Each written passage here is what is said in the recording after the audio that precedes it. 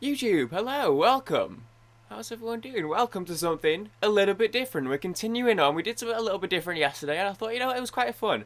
I had a good time with it. I've been a little bit influenced recently by NL's content, and I've been realizing, our time with the regular uploads on this channel may be coming to an end. So I figured let's send it out with a bang, or not much of a bang, but at least with something a little bit fresh, a little bit different.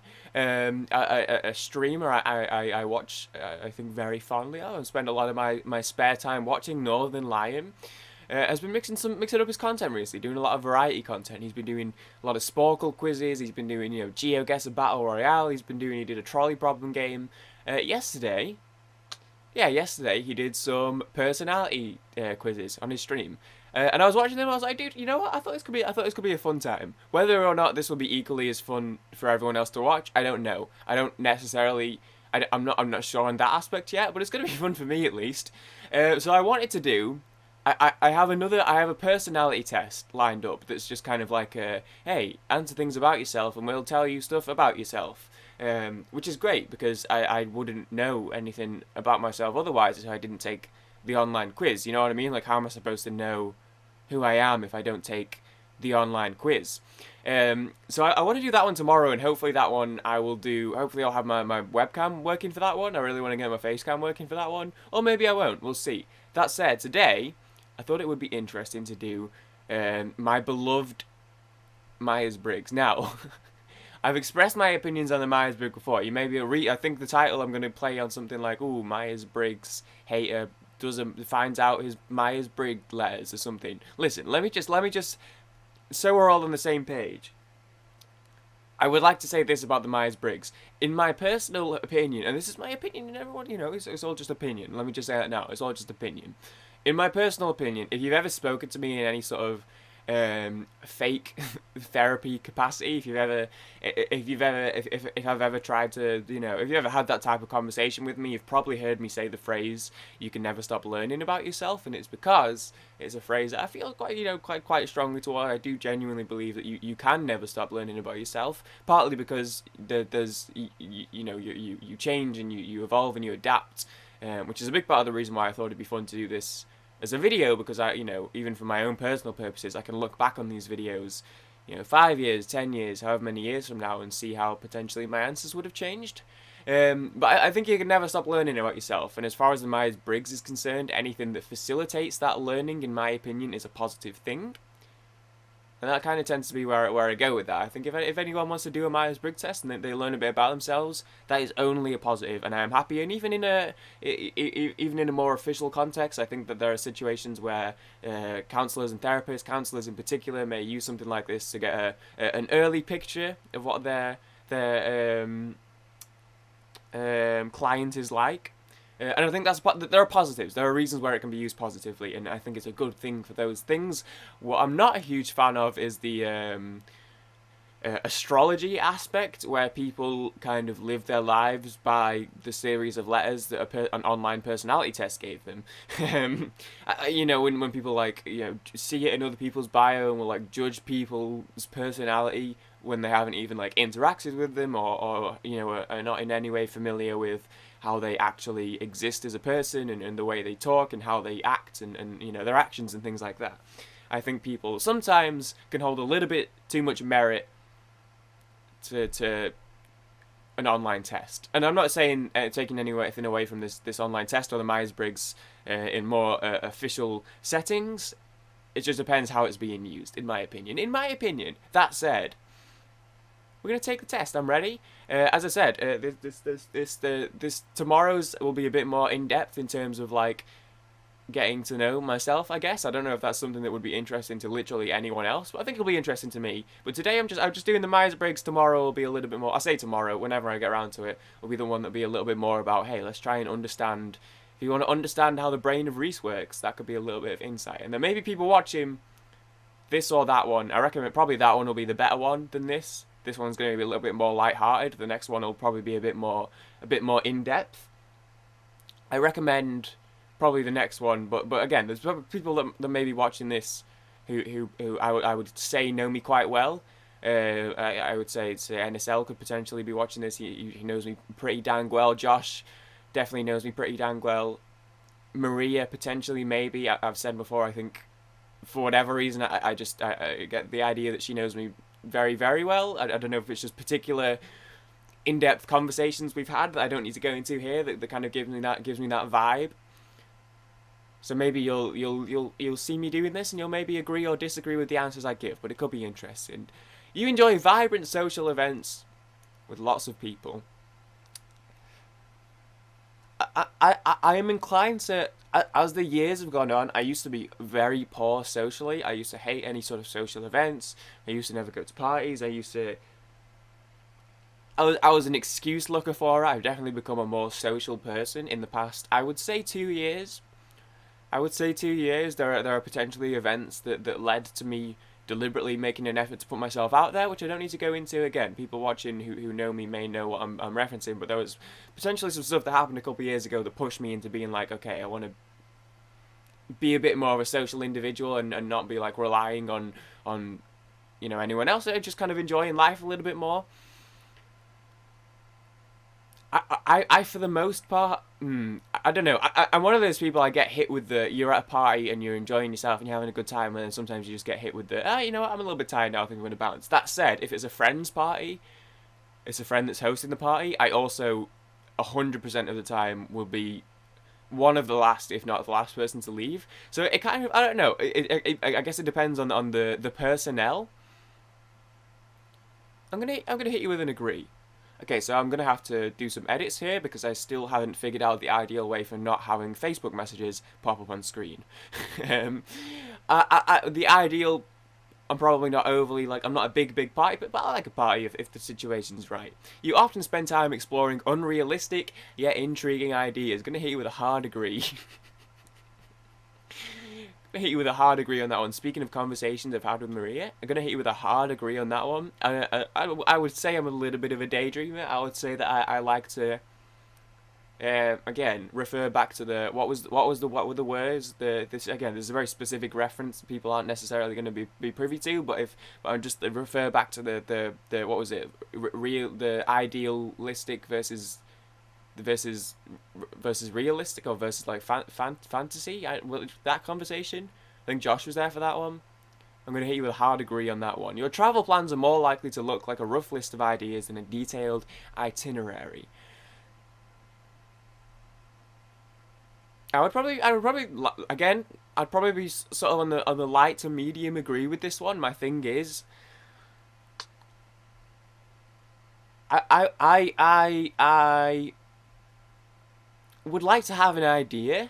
I think I can be pretty spontaneous. I'm not someone who's going to plan out an entire holiday. I haven't left Manchester for like 3 years now, so it's hard to. It's not like I've got recent experience to draw from on this one. But I'd like to do stuff. I would say, definitely. I can enjoy lounging around a little bit, but I do like to be doing stuff. So on that merit, I guess I like to know the stuff that's you could be doing, before I go to a place. But I also when I go anywhere, I like to just enjoy being in a different place. And it can be and I've gone to other cities in England and have been like, dude, Pog, somewhere new, somewhere different. I can go anywhere and just be enjoying being in a different place. It's part of why, when I want to, as we've probably established at this point, I want to not be in England anymore, preferably as soon as possible. I could pretty much settle literally anywhere because of that reason. I'm going to hit you with a light agree on this one.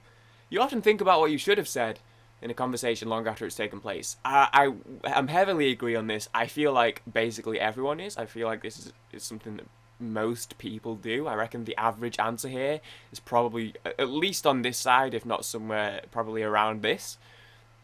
I do it constantly, all the time, which is funny because I am such a I just say shit. I have so little filter.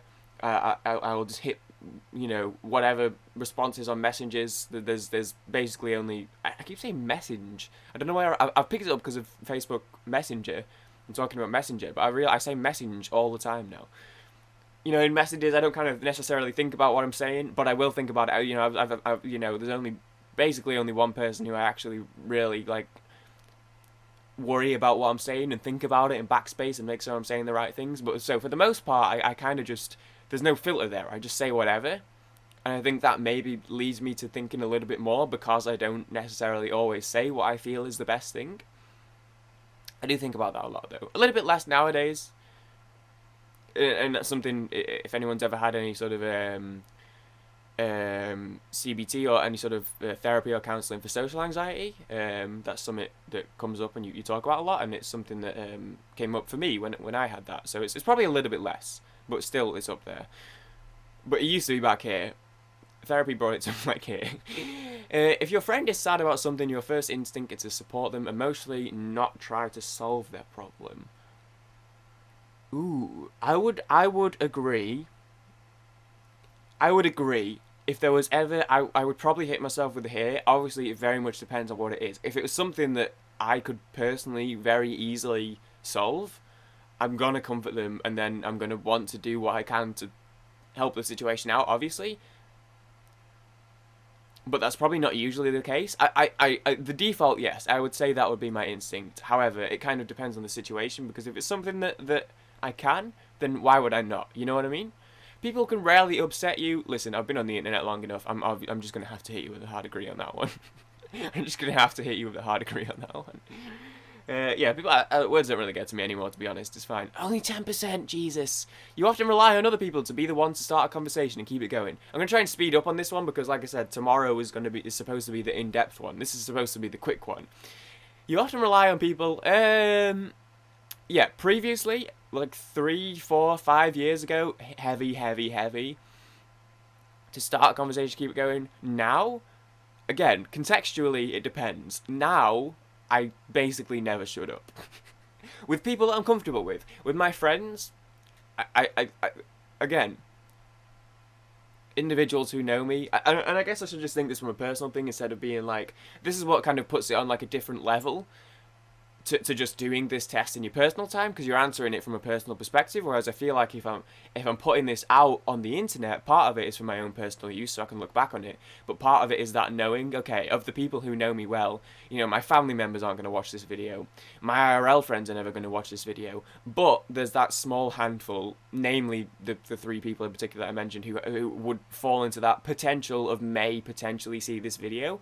So it's something that's in the back of my mind, as knowing that there are people who know me quite well who may see this. So that's why I've kind of got that asterisk of like, okay, here's my answer, but then I think that, okay, but what if people who know me, what would they think?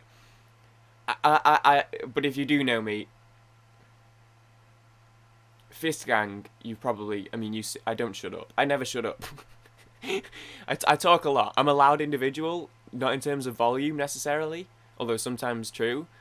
If I'm in the right company, with the right people, I don't shut up. And even in like in group projects where it's not necessarily like a friendly, like, oh, I'm with friends, I still would tend to be the one who would like keep things flowing conversationally. I'm definitely a talker. I would say that I'm a talker. I wasn't for a while. I was as a kid, and then I lost it. Thank you, bullying. And then I got it back. I'm a talker. If you have to temporarily put your plans on hold, you make sure your top priority is get back on track as soon as possible. And this could maybe feed into the whole like schedule thing that I've talked about. How I like routine and stuff and don't like eating it. I'm gonna hit you with a mild yes, but also I know what I'm like for doing something and then procrastinating and then just not ever getting back to it. I'm gonna hit you with a neutral on that one. You rarely worry if you made a good impression on someone you met. I'm gonna have to hit you with a heavy disagree on that one, because I still worry about impressions on people who I know very well. I was talking to Jacob about this last night. We were talking about the person. I told Jacob last night I was going to do the personality thing, and we were talking about it a little bit. And we were talking last night about how I never mind. It's fine, actually. Never mind. Maybe that's a little personal. But let's just say this: I still worry about, like, now having a conversation with someone who I've known for like a year, and I'm thinking about someone in particular here who is maybe extenuating circumstances, because obviously I think it's very important to me what this person thinks of me. But there are definitely still examples of people who are like good friends who I've known for decent periods of time who still I worry about the impression I'm making, even though that's not something I necessarily need to be worried about. So people who I've just met for the first time, yeah, I would say, especially if it's like a friend of a friend and it reflects on you know, if I'm meeting a friend of a friend and it like being introduced as their friend, I feel like it reflects on them, if that makes sense. So I want to make a good impression to them because I know it's going to reflect on the person who's like introduced me. That's a big thing for me. I definitely worry. Yeah, that's a big thing for me, I would say. It would be a challenge for you to spend the whole weekend all by yourself without feeling bored. That's basically just been the past year. And admittedly, I felt bored. I've managed. You are more detailed oriented than a big picture person.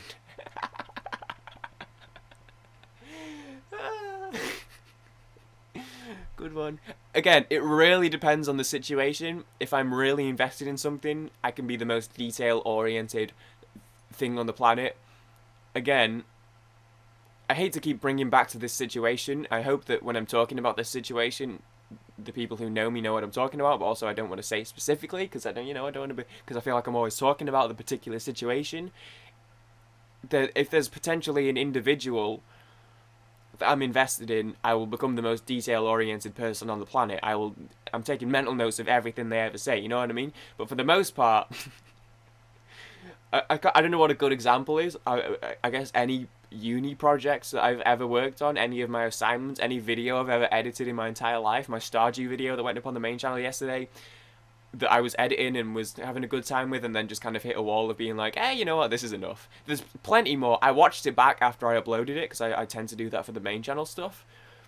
And as I was watching it, I was like, definitely could have done this edit here, could have done this edit here. This would have been better if I did this. But I just lost interest. So I just went, yeah, this is fine, we can run this. I would not say, generally speaking, I'm a detail-oriented person. You are very affectionate with people you care about. I would be inclined to agree, depending on how we're thinking, like what type of affection, right? Like, so it depends. I'm gonna define affectionate. Oh, so I only have like half an hour here, I think, so I may have to finish this tomorrow anyway. Readily feeling or showing fondness, expressing fondness. Yeah, okay. I would say so. I would say so. And I imagine, and I guess would like to hope, that probably, again, people who when it says people you care about, the people I care about would hopefully probably agree on my behalf on this one. I tend to be very expressive over how I feel about people, and if people who are important to me, I tend to make sure that they know how important they are to me and stuff. You have a careful and methodical approach to life. I'm just going to speed things up a little bit here. You are still bothered by mistakes you made a long time ago. I try and be as regret-free as possible, so I'm going to hit you with a disagree. Things, for sure, they come back, but I do make an active effort to try and not regret things. At parties and similar events, you can be mostly found farther away from the action. I can probably mostly be found wherever the people who I know and comfortable with are. So that just kind of depends, I would say. So I'm going to hit you with a neutral. However, I'm going to hit you with a mild disagree, because I would prefer to be away from them. I would prefer to be with people kind of that I'm comfortable with having like a conversation or whatever than parking off. You often find it difficult to relate to people who let their emotions guide them. I would disagree, because I tend to be in a similar situation. Pisces gang, rise up. Ooh, astrology, Blair. Pisces gang, rise up, by the way. And also, I want to go into a career path that is very emotionally fueled, so I kind of need that empathy. When looking for a movie to watch, you can spend ages browsing the catalogue. If I'm in a situation where I'm trying to look for a movie, I get this from my mum. Whenever I go home, actually, it's a tough one, because the thing is, I don't find myself in a situation very often where I'm like, hey, I want to watch a movie. I tend to, if I'm watching a movie, it tends to be like, someone's recommended something to me. Like when Maria recommended that Spider-Man film, and I was like, okay, I'm gonna go and seek out that Spider-Man film specifically. Or I get like the itching to where I'm like, hey, I want to watch the Lord of the Rings films, which at the moment I do at some point want to rewatch those. Although I've been saying that for about 2 years now, so at some point I'll seek out the Lord of the Rings films. I'm very rarely just like, hey, let me just put Netflix on and watch something. You know what I mean? Like I always have something on the go. Like at the moment I'm watching The Crown on Netflix, so I'll go on Netflix and I'll watch some of The Crown. I very rarely am just generally browsing. If that said, if I do, I could potentially be browsing for a while, but at the same time, you know, in that case, I don't do that very often, so I'm going to hit you with a disagree, because when I go home and my mum puts on Netflix and she spends 25 minutes every time looking for something to watch, it does drive me insane a little bit. I love my mum with every fibre of my being. She scrolls, she's a scroller. She's a Netflix scroller, let me say that much. You can stay calm under a lot of pressure. Contextually, I would say so. I mean, I'm going to hit you with a slightly higher just because I know, having been at university for the past 3 years, how much it annoys some of my friends that pre-exams and, like, deadline stress just doesn't apply to me. I don't really... I get stressed out. If you watch my Isaac videos, you hear I get stressed out over stupid shit. But I could be sat outside of, like, an important exam when everyone else is losing their minds and it just, like, doesn't hit me at all. Same with, like, there's a reason why I basically did every single one of my assignments and essays and research reports, like, within 48 hours of them being due. It doesn't really... I think I can handle it reasonably. I'm not saying I don't get stressed, but I think I can handle it to a reasonable degree. When in a group of people you do not know, you have no problem jumping right into the conversation.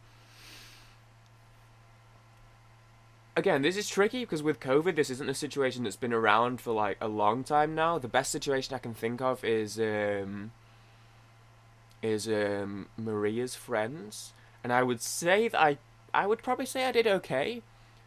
I was definitely a little bit quieter, for sure. But I think I did okay, right? And again, I'm trying to answer this from my perspective, and I'm sat here like, hey, anyone who was present, I did okay, right? Like I'm looking for affirmation. Again, bringing back to that, if a friend introduces you to friends, that was I made a very active, like I was trying to be, you know, as affable and as like I was trying really hard to make a good impression because I didn't want it to reflect poorly on Maria, who brought me into that group. It was very important to me that I you know did good for Maria there. But that's like literally maybe for like a year and a half now, because when have I ever been introduced? I haven't met anyone new in person for so long. So it's hard to, but I would say I don't know, there's been situations where I've been put in groups and it's been a little bit difficult for sure. I think I tend to waive it. I try. I reckon I can probably. Again, this is something that maybe a couple of years back this would be like 5 years ago put me here, 3 years ago here, maybe 2 years ago I'd be like, I'm working on it. Maybe now I'm a little bit better. So potentially I would like to suggest that like as the future goes on, eventually I'll work towards the higher end here. I think I'm okay. I think I'm okay. When you sleep, your dreams tend to be bizarre and fantastical. Yeah, I had a weird dream last night where, for whatever reason, I was a delivery man. I don't know what I was delivering. It was like the transporter with Jason Statham. I had a package that I wasn't allowed to know what the package was, but I had to deliver it to Colombia. And then I got out of the car because we were passing by like some bit of beach, which is weird because Colombia doesn't have beaches, I don't think. But I really needed to pee, and there were no toilets nearby, so I got out to pee in the water, and I got kidnapped. And then I woke up in this like really big flat, not like an exotic one. It was just like it was like a regular old like apartment, but it was just really big because there was a really massive family living there, and it was weird because it was like the people who kidnapped me were like teenagers. And then the mum was just like, oh, you've brought a guy home again who's hanging. I guess you're here now. And I was like, yeah, I guess that's weird. And then there was like this like girl that I was hanging out with who, for whatever reason, was like Colombian, but then was like, she had like a British accent. Like she was a Londoner for some reason. So I was like, hanging out with her because I was like, hey, we're the same. It was really weird. So I'm going to hit you with a degree on that one.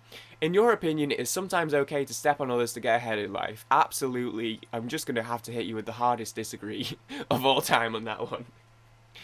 In my opinion, it's okay to step on others if they want it. Winky face.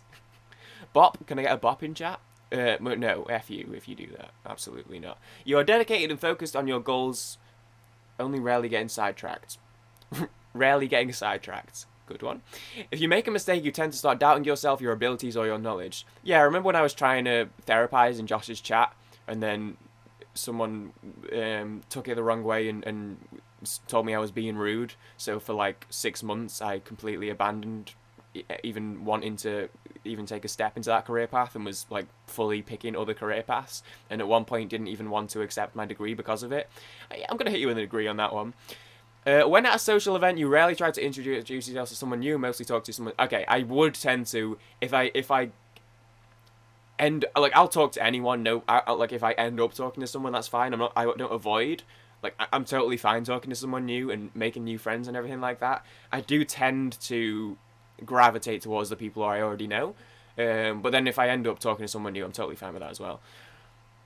40%, oh my god, people are going to be home any minute. I'm definitely going to have to finish this one tomorrow, and I have the long one to do tomorrow.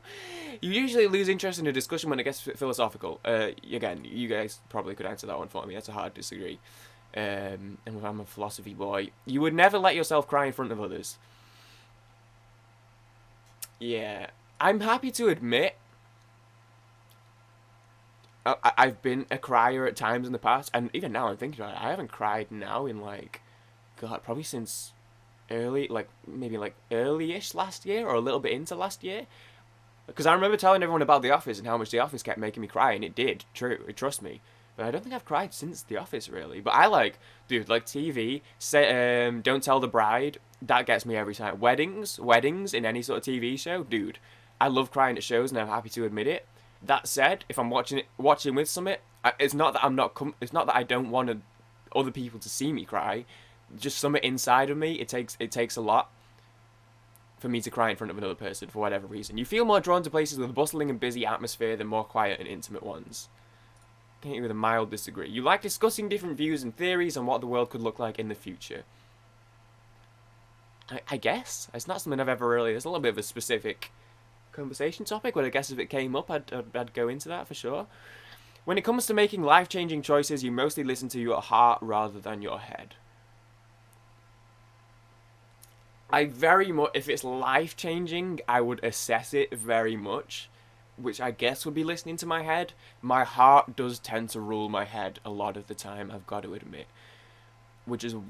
And the fact that my heart is so in charge of my thoughts most of the time is why you know who comes up so often in these videos, even I know I definitely, she probably shouldn't. You cannot imagine yourself dedicating your life of study to something you cannot see, touch, or experience. I'm going to hit you with a hard disagree based on... I'm going to have to. Well, no, I guess experience. I was going to say I'm going to have to because I want to go into therapy. You can't see or touch. I guess you can see emotion. You can't touch emotion, but you experience it, so never mind. Okay, based on religious beliefs, then I'm going to have to go with a hard disagree on that one. You usually prefer to get your revenge rather than forgive. Going to hit you with a hard disagree. Again, based on specific, yeah, you guys probably know I tend to be a pretty forgiving individual based on certain things. And if you don't know me, then I do tend to be, with enough time, I tend to be a pretty forgiving individual. You often make decisions on a whim. Yes, because I often leave decisions, even if they're important, till the very last minute and have no choice but to make them on a whim. The time you spend by yourself often ends up being more interesting and satisfying, winky face, than the time you spend with other people. Nope, absolutely not. I spend a lot of time by myself and I enjoy my own company and can spend time happily by myself. There's a reason why I stay... why I'm one of the last person to leave parties. There's a reason why on nights out I'm usually the last person to be getting the Uber home, and I'll be waiting with the last person while they get theirs before I get mine. It's just because I enjoy other people's company, and then I go home and then I'm like, okay, what now? You know, I do enjoy that, and similar, you know, in COVID times, the calls that I've had with my friends over the past year or so, I would, like, okay, on a normal night, I can be by myself and do whatever by myself, no problem. Someone slides in the group chat and says, "You want to play games?" Yes, immediately, 100% of the time, yes, please. And then as soon as the call's over, I'm like, I miss when I was talking to my friends. So I'm definitely going to say it rarely ends up being more interesting or satisfying by myself than when I'm with my friends. You have to put special effort into interpreting the real meaning or message of a song or movie. Hey, so I would be a fraud if I didn't put heavy agree on this one, because my whole YouTube channel is based around it. You always know exactly what you want. I know who. Not necessarily. I'll hit you with a mild agree on that one. You rarely think back on choices you made and wonder what you could have done differently. Again, I'm going to hit you with a pretty strong disagree. I think that's just human nature for the most part. I think pretty much everyone does that when you wonder. It went from 40 to 52. I thought we were making progress, but then that one was only 8%. Just keep it at 10%. When in a public place, you usually stick to quieter and less crowded areas. Yeah, mild agree. You tend to focus on present realities rather than future possibilities. I'm a bit of a daydreamer, so I'm going to hit you with a medium disagree on that one. You often have a hard time understanding other people's feelings. I won't hit you with a strong disagree because I don't know how good I am at it yet, necessarily. I feel like that's something, this is one thing where I'm like, okay, this does apply to other people. Not just what I think of myself. Maybe, like, I don't know. It's hard to judge that from your own personal standpoint, because you can never truly know how someone else is feeling. But given what I would like to do as a career path, or one of my two possible career paths at this point, obviously, because still I'm very teetering on the teaching path as well. But given what I would like to potentially do as a career path, I obviously would put myself more, you need to be in this range because that's what the job is, and also because, like, I want to do that job for a reason, because I think I could be good at that. I would be interested to hear if other people agree that I am good at understanding their feelings or not. I try to be. I try very much.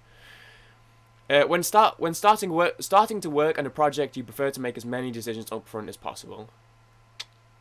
Depends on the project. I'm going to hit you with a disagree, because I kind of like to figure out stuff as I go along most of the time. When you know someone thinks highly of you, you also wonder how long it will be until they become disappointed in you.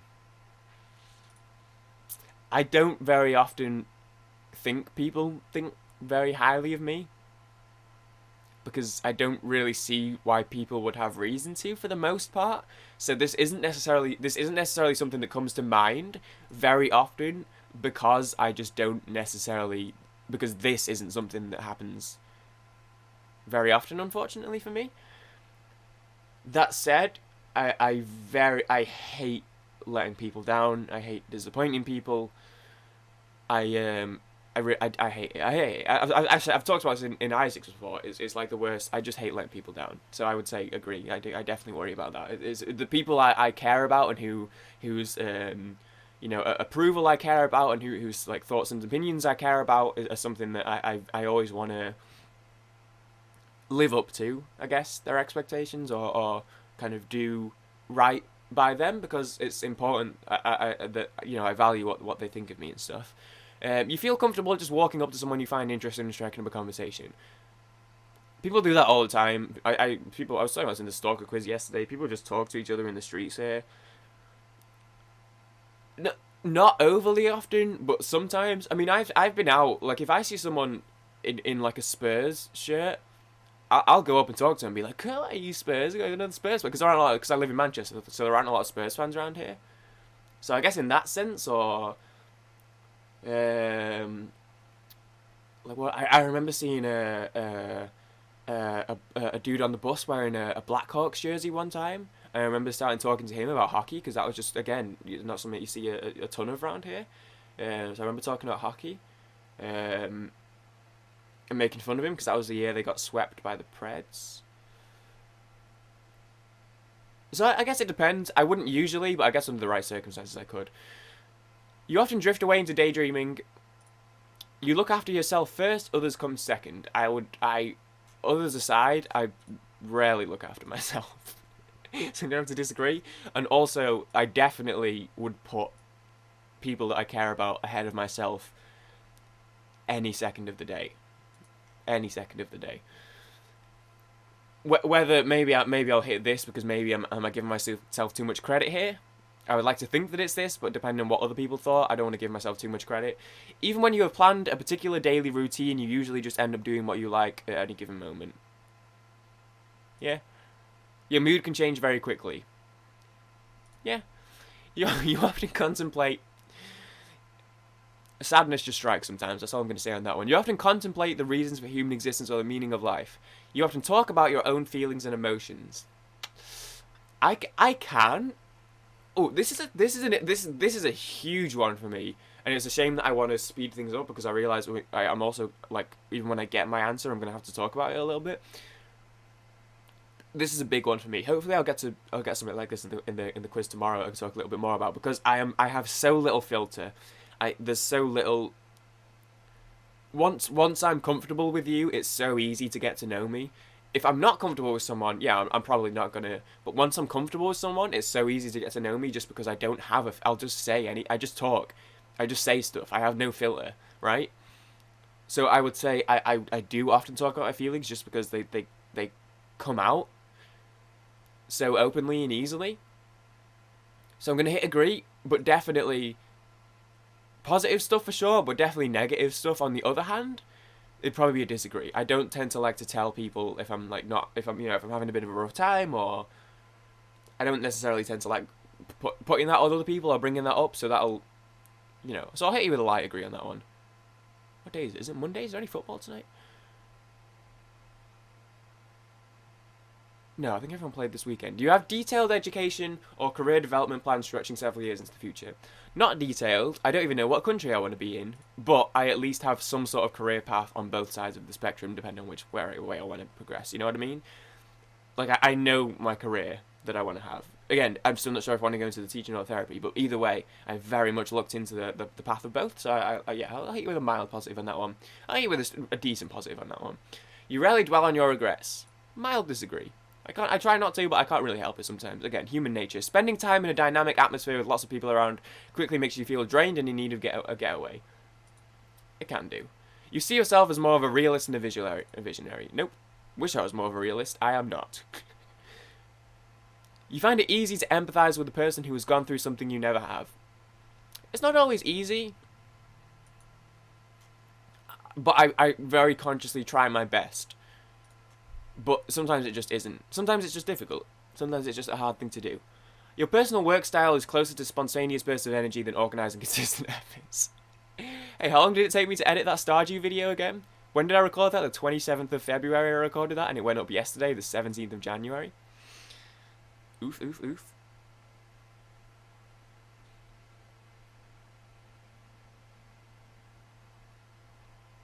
Your emotions control you more than you control them.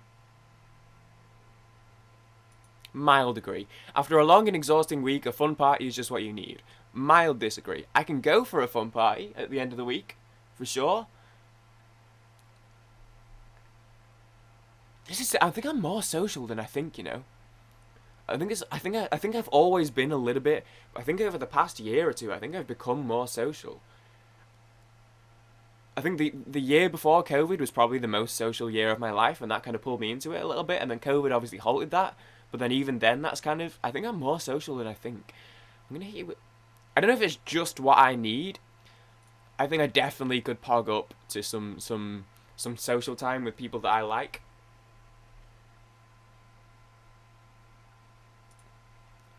I honestly think this is in the middle ground. I really think it could go either way. If the situation arises, I'll pog. But also, I'm very happy to just unwind and relax. So I'm going to hit you with the middle. I could go for either there, to be honest. You frequently find yourself wondering how technological advancement could change everyday life. Double-sided toothpaste when? Yeah, no, I wouldn't say frequently, really, to be honest. You always consider how your actions might affect other people before doing something. I try to. My lack of filter isn't... I try my best, but I'm going to have to hit you with only a mild agree, just because sometimes I worry I say a little too much. And I think people... Right? Potentially? Potentially. I hit you with a... I hit you with a neutral. You still honor commitments you have made, even if you have a change of heart. I mean, yeah, I guess. I'm not a bad person. You rarely feel insecure. Your gender. See results, Poggy, we made it! Okay, let's go quick, because I don't know. Okay, I am inf T. So still introverted, which is interesting. Still introverted. That's interesting to me, because as I got to as I answered more and more of the social based questions, I was like, actually, I think I'm a little bit social, you know. But I'm still introverted. How does this and the motherfucker is FPT even mean? I don't know, man. Mind. This trait is how we interact with our environment. Introverted. Fine. Energy. This is interesting to me because I always feel like I notice. I know. They literally asked was I detail oriented, and I said no. I feel like I notice a lot though, which is the opposite of what I said when I answered that question. So I maybe would have expected that to be a little bit higher, but intuitive. That probably makes sense. I wouldn't describe myself as an intuitive individual for the most part. But okay, let's be real. Again, anyone who knows me, this isn't even anyone who knows me well, anyone who knows me at all would probably say I'm not an observant individual. So fair enough on that one. If it's got to be one or the other, fair enough. Thinking or feeling, yeah, that's probably fair. That's probably fair. That's probably, yeah, we'll say it's fair. Tactics, judging or prospecting. Again, that's probably, you know, the daydreaming and the thinking into the future and the idealize or romanticize. Oh, those are the two words, right? Do I idealize or romanticize Maria? Did I get those right? Was that the right words? Fair enough with the prospect. Identity, a turbulent identity. You're telling me, brother. This trait underpins all others, showing how confident we are in our abilities and our decisions. So you're telling me I'm not assertive, is what you're saying. Okay, I definitely want to had another Facebook message pop up, so I realise I'm now going to have to edit and export this, and it's going to take like an hour. On the outside, mediators... Oh, NSL was a mediator. It may be different, because I think he said he was also going to do a video, so maybe he won't be, but... we'll see where that goes. May seem quiet or even shy, but they often have vibrant and passionate inner lives. I'd say that's fair, because they make up such a small portion of the population.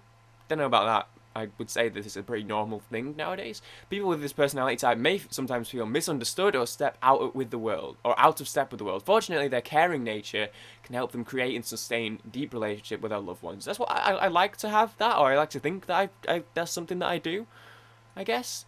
I think this is probably true because I reckon I can be a quiet individual for the most part until I get comfortable with someone or get to know someone. And then, as I said, I reach the point where I just don't shut up anymore. Mediators value authenticity, empathy, and harmony. These personalities tend to act with the best intentions. I truly try my best, and they are rightly proud of this trait. That said, they may feel isolated or discouraged when other people don't share their idealism. I wouldn't necessarily say that that's the case, per se. All that is gold does not glitter. Only shooting stars break the mold. Not all those who wander are lost. The old that is strong does not wither. Deep roots are not reached by the frost. Little poem there. Just in case anyone wanted a little poem. Speaking their truth, many mediators are curious about the depths of human nature. Very true, and they often make an effort to understand people's true feelings. This can make them capable of great empathy. It can also enable them to communicate in ways that are sensitive, original, and quite moving. I'd say that's fair enough. Mediators are most likely personalities... type to dream of winning a Nobel Peace Prize. I can't say I've ever done that. I got excited. I just saw winning Nobel Peace and was like, Nobel Peace? I was like, Poggy, dude, my future is bright. Perhaps because of these strengths, mediators tend to crave opportunities for creative self-expression. I am a YouTuber.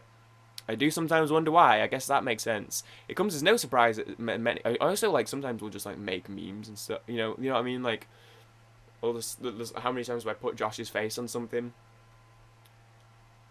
like the life as a human baby. You know, like if I have an excuse to just make some the Spotify thumbnails that I need to finish. I think I might do that tonight. I think I might finish my Spotify thumbnails tonight.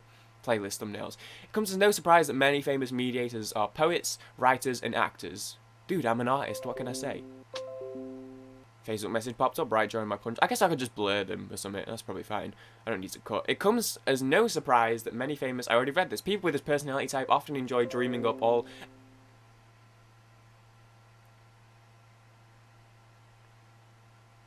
I'm not going to complain because it's Spink. If it was anyone else, I'd be like, hey. Oh, man. I love Fist Chat so much, man. I honestly love you guys all so much. That's it. That's it. That's all I say. That's it. There's a period after that sentence. Mediators have a talent for self-expression. They may reveal their innermost thoughts and secrets through metaphors and fictional characters. I really am an artist. By using their imaginations in this way, mediators can explore their inner nature and their place in the world. That said, they can have a tendency to daydream and fantasize rather than take action. Minkus? I mean, okay, in my defense, the fantasizing and the romanticizing was very much happening, as we know. I kind of took action. as far as I probably was able to. Again, that's a very specific circumstance now. If they don't act on their dreams and ideas, mediators tend to like up feeling frustrated or unfulfilled. I'm not even reading these sentences anymore. In search of a calling. Oh my god, dude. I just saw everything. This is the free profile? Mediators may feel directionless or stuck. They might want to help everyone. They may need to focus their attention energy on one worthy cause at a time. Otherwise, they can become so overwhelmed by all the problems they can't fix that they attempt to give up on even trying. I will never give up on trying to help people, although overwhelmed, sure. I potentially would agree with that. This is a sad sight for mediators' friends who often depend on their hopeful outlook. I very much try to be the optimistic, hopeful friend. If any friend is ever like feeling down or if they're ever a little pessimistic about something, immediately, I've always said this, I always try and be my friend's #1 fans. But I wouldn't say that anyone depends on my hopeful outlook. I think that's giving myself a little bit too much credit. I try and help. I don't know how helpful I actually am most of the time. Fortunately, like flowers in the spring, mediators' creativity and idealism can bloom even after their darkest seasons. Although they know the world will never be perfect, mediators still care about making it better however they can. This is true. I really do try my best. This quiet belief in doing the right thing may explain why these personalities so often inspire compassion, kindness, and beauty wherever they go. You flatter me, 16personalities.com. I think that might be a bit much. Mediators you may know. You're Alicia Keys, dude. Shakespeare. He made up all the funny words. Tom Hiddleston, Julia Roberts, William Wordsworth. We had to learn daffodils by heart in primary school for some reason. Frodo. Johnny Depp. Amelie. Oh god, is that a gnome? Ugh, what the fuck? I've seen Amelie. When does she have a gnome? Amelie's a good movie. When the fuck does she have a gnome in that movie? Arwen. Fox. Who the hell even? Sybil Branson, Land Streets. Bones? Oh, Bones a TV show. I thought Bones the like quote rap. Is he a rapper? He sort of makes that weird like he makes his music kind of like Corpse. Konstantin Levin from Anna Karenina. I've seen Bones. This is Bones, right? He goes by the. Is this shit? What's he called? The dude from Buffy. What's he called? Emily Deschanel's husband, on-screen husband. He just goes by Bones, doesn't he? Oh no, she goes by Bones. Emily Deschanel goes by Bones. I like Bones. Bones is a good show. Strengths and weaknesses. I am thoughtful. I care about other people's feelings, adjust to their actions if they think they might hurt anyone, even unintentionally. I do apologise a lot. Kind-heartedness flows from mediator personalities, and everyone that tends to benefit from it. Generous. Mediators rarely enjoy succeeding at others' expense. Very true. In general, people with this personality type want to share the good things in their lives, they value equality, and they want to ensure that every voice and perspective is heard. Again, I would say that's very true. I try to be a generous individual. I'm broke right now. I still try and, give to charity and stuff, and I try and, you know, buy people gifts and stuff, and I try and in that aspect to be generous. I try to in a less materialistic aspect, I try and give myself to people as much as I can.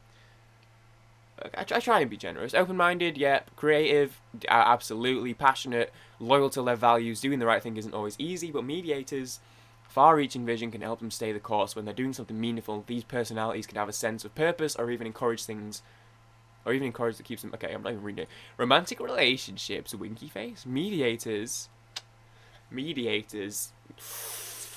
are dreamers and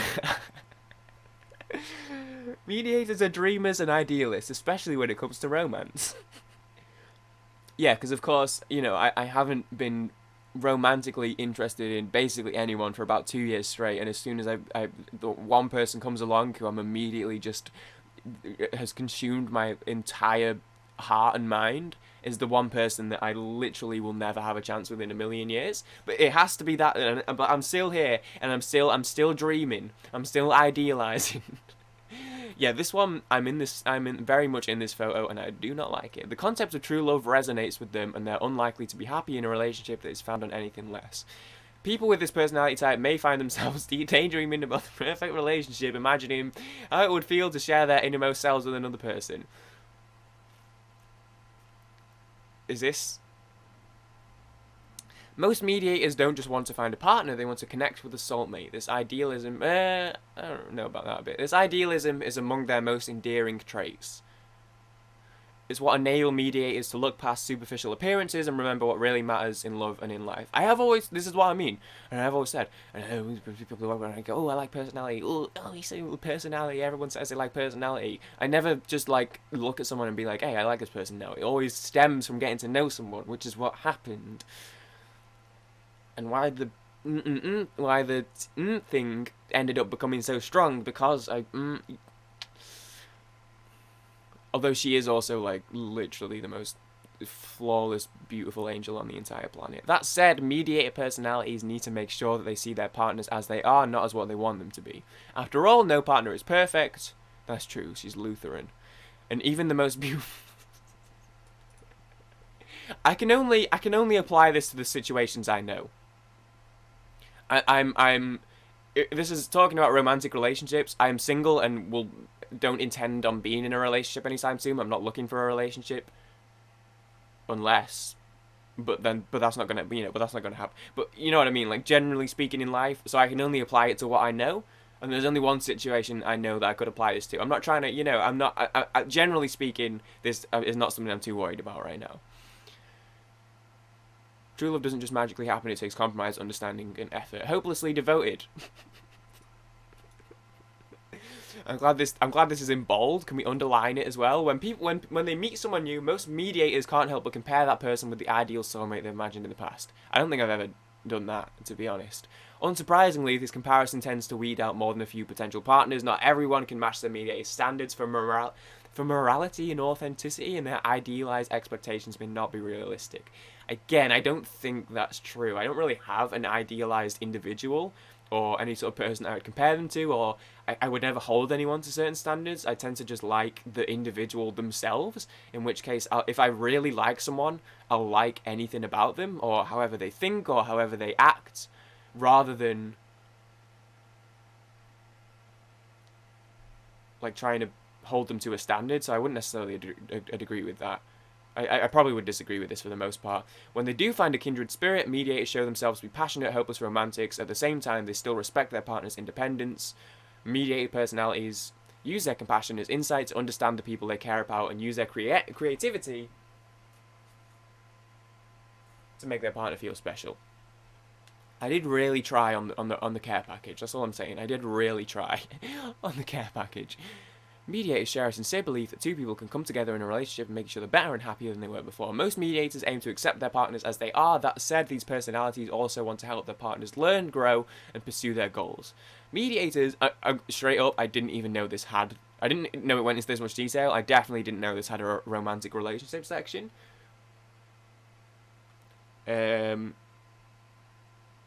I'm trying really hard to not get too specific on this, that maybe on a public platform, but... the last thing they'd want is for their partners to feel unhappy or stuck. Very, very Very true. As a result, many people with this personality type dedicate themselves to helping their partners improve their lives. Although this is a noble goal, mediators may need to be careful not to lose sight of their own needs and priorities. They may also need... yeah. They may also need to make sure their partners are really ready to change. As long as they do so, devotion, difference, blah, blah, blah, finding what's real. Mediators tend to avoid conflict wherever possible. Yeah, just in life, generally speaking. That's true. This can help make their relationship stable, but can also compromise authenticity of their connection with their partners. These personalities may try and make their partners happy at all costs, sacrificing their own needs and preferences. Yes, I would agree with this. I wouldn't necessarily agree, because I also very much think communication is super important in relationships, and I'm a communicative person. Although that said, this sentence is definitely me through and through. Mediators can also have a tendency to mentally fixate on problems in their relationship rather than discuss them openly. No, I wouldn't agree with that, because they don't want to trigger a conflict. They may find it difficult to talk about what's wrong and why. This can cause significant issues in their relationship. After all, they can't read their minds. I agree. People with this personality type may need to remind themselves that open, honest communication is necessarily... No, I agree that's true. As long as they communicate openly, mediators are capable of saying truth to themselves in a relationship, encouraging the person they love to do the same. By bringing their whole hearts and their minds to the relationship, mediators can find out what it truly means to be loved and to be loved. Friendships. We'll do friendships, and then I'll skip to the conclusion, because this stuff is probably is not as prevalent to the video right now. Are among the most social of all okay, that explains it. Are among the most social of all introverts. That feels right. That one makes a little bit more sense. And to be fair, it's pretty close. 63-37. That kind of explains why the social elements are still there then. And they care about even their most casual acquaintances. I would say that's true. That said, they're still introverts. This means that they tend to feel most fulfilled by spending time with a small, intimate circle of friends. That is absolutely true, and it completely explains this now. Oh, I'm a diplomat, apparently. Acquaintances may come and go, but this inner circle is likely to include mediators' friends for life. Very true. Through various phases of my life, there's always a couple of people I hold on to, and some people that I may be friends with for a while who I care about at that point that may, come and go. And people talk about people being like seasons, but definitely the people who are most important to me, I will refuse to let go of. I'm sorry, again, and if you're one of those individuals watching this who you feel like this applies to, from my perspective, I'm sorry, dude. You're not gonna lose me. I'm sorry. I've got you now. I've got you forever. Hate to say it, you're trapped now. Not trapped. That sounds a bit... I don't even want to use the word trapped, but you're stuck with me. Let's put it that way. This is where I go on Twitter and see I'm suddenly blocked by a load of people. Like, shit, no. Oh, we'd lose him at some point. Early in a friendship, mediators may be somewhat reluctant to share their inner lives. They may try and draw out their new friend instead, learning more about that person's passions and motivations. As the friendship progresses, however, mediator personalities can find it very meaningful to share their secret dreams and ideas with someone they know they can trust. Again, very few people I reach the point of knowing I can trust, but, again, most people know who they are. In looking for potential friends, I don't usually look for friends. Mediators may find themselves drawn to people who remind them of themselves. I don't necessarily think that's true.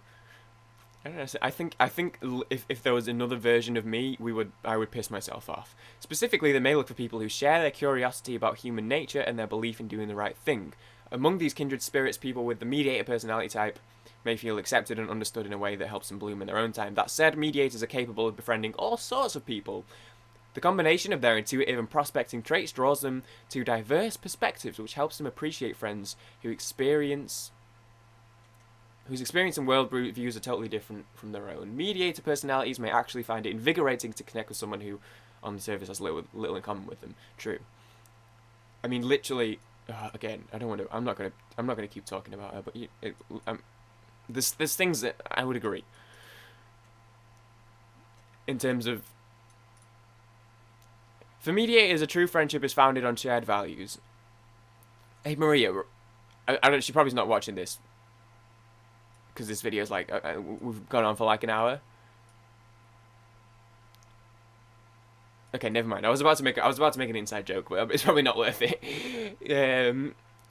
Just on the tiny chance that she happens to see this part of the video. For mediators, a true friendship Also, because I keep doing this in videos, that Isaac video, my last Isaac video, half of the video I was talking specifically to Josh and NSL about something that happened with them, and then the video got like 3 times the amount of views that Isaac videos do, and I was like, no, dude, I forget that other people can watch these sometimes.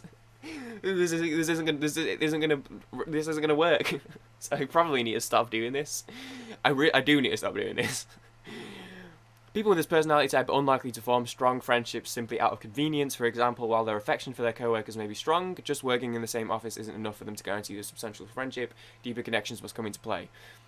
When mediators befriend someone, they may secretly, or not so secretly, hope to be friends with that person for life. Yeah, gonna hit you with the not so secretly. These personalities are capable of strong state after having said what I literally just said a couple minutes ago. Marked by passionate support, subtle poetic wit, no idea what that even means, and a profound level of emotional insight. Their friends will be rewarded with loving sensitivity and depth. The hallmark of this relationship is an ever-present desire to help and learn. You're getting a bit artsy here. That said, mediators do need personal space and alone time in order to recharge. At times, people with this personality trait may withdraw, even from their closest friends, in order to reconnect with themselves and restore their energy. That has probably happened, as all introverts must. Maybe temporarily, but they need to make sure their friends don't feel snubbed by their absence. People with this personality trait type look for ways to improve their friendships and share their affection with those who matter to them. Yes.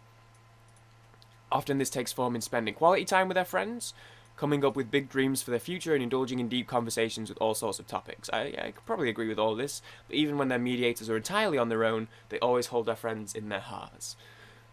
24/7. Always.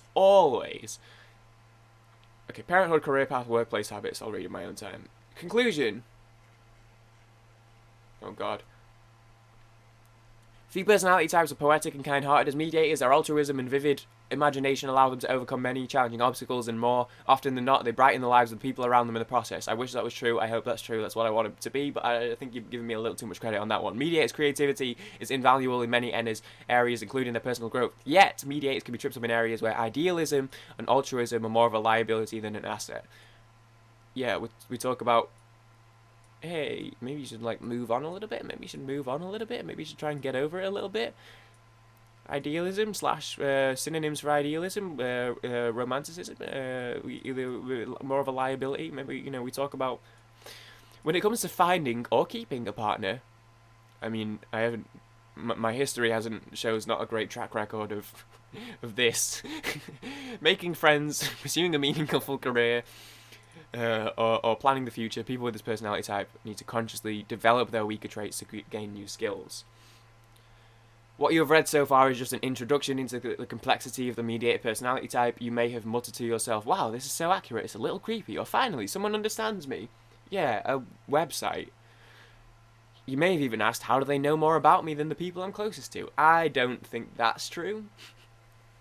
This is not a trick. You felt understood because you were. We know who you are. We've studied how mediators think and what they really need to reach their full potential. In this process, we've learned and grown the personality, blah, blah, blah. But to overcome these challenges, you need to have a plan, a personal roadmap, a vision as to where you want to head and why. In this introduction, you've learned how mediators... Now it's time to think why, how, what if. This knowledge is only the beginning. What inspires you? Josh and Maria. What are you afraid of? Gnomes. What do you secretly dream about? Probably don't need to mute me to answer that one. How can you unlock your true potential? And then this is just an advert. Okay. So on that note, thank you for watching. That was supposed to be the quick one. I dread now, because this was supposed to be a quick one, and then tomorrow was going to be, I was going to do a little bit more of an in-depth one. So I may save the quote-unquote in-depth one and do it maybe like at the end of the week instead, so I don't have 2 like hour-long personality quizzes going up. Because I don't even think, and that was the one where I was like, no, okay, I can talk about that one when we get to it, if we do it. There's going to be some different things coming out this week. I don't know it kind of exactly... Oh god, I've got all sorts of notifications. Yeah, I've missed 3 calls today. I missed one before I woke up, and I missed one when I was in the shower, and I've just missed another one 4 minutes ago. From 3 different phone numbers that are all unknown numbers. Who's calling? There's three jobs I've just missed. Oops. Thank you guys for watching. I appreciate you all very much so. If anyone has watched this video, then I guess thank you, because that's wild, and I appreciate you doing so. Yeah, I think I want to do maybe another GeoGuessr video at some point, because I yeeted my pro account, so I've got that until the end of the month. And then I maybe want to do some Sparkle stuff at some point. I want to do a flag quiz. I want to try and do like a, can I name 100 flags, or something like that. So I want to just do something a little bit fun over the next kind of week or two, because I like I said, I don't know at what point, but at some point I'm gonna probably not be able to upload to this channel much anymore. But we'll see. That said, I guess that was interesting for me and me only, and I'll see everyone tomorrow. Hopefully with something a little bit more interesting, and then maybe we'll go a little bit more in-depth later into the week, although that was way more in-depth than I envisioned, I'm going to be honest. Alright. Later, guys. Bonk.